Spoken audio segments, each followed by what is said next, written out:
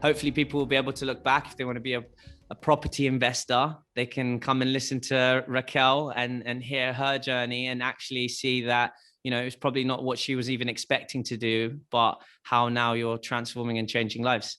Absolutely.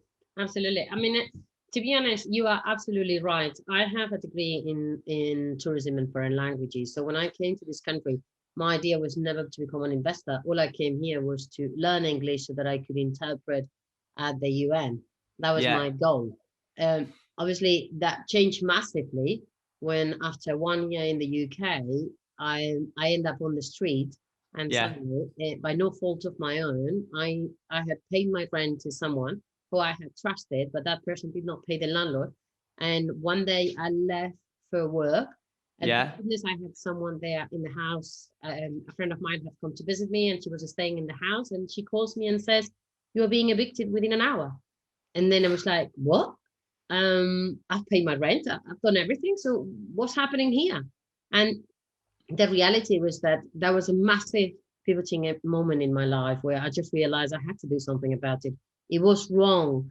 I didn't think it was fair what was happening to me. I know life is not fair in general to some people, but what I didn't want to do is I didn't understand how it was possible that I had done everything that is correctly, yet I had ended up on the street.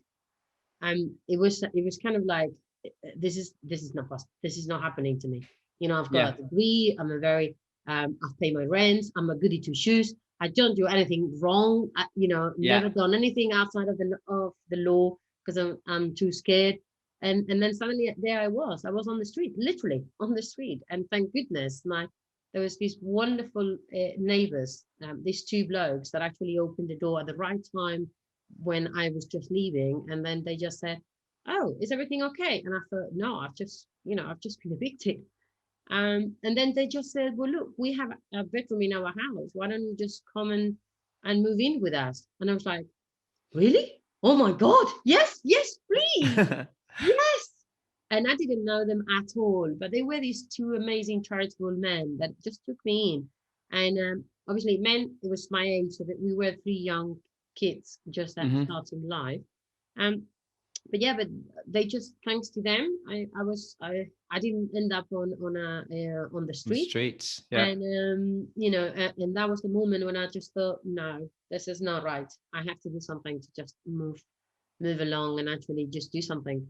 And there you go. So from that moment on, I just realized I had to be the owner of my own house, and I started my quest for looking for houses, but more importantly, actually for looking for people who had the money to buy them. Because as a foreigner, I had no money, no credit history, no nothing. So nobody would give me a mortgage. Nobody would give me anything. And it took me years, but eventually I found the right person, and he believed on me. And that was the beginning of the fairy tale.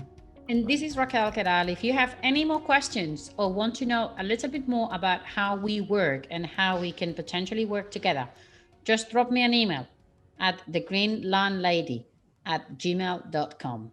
Thank you very much and have a good evening.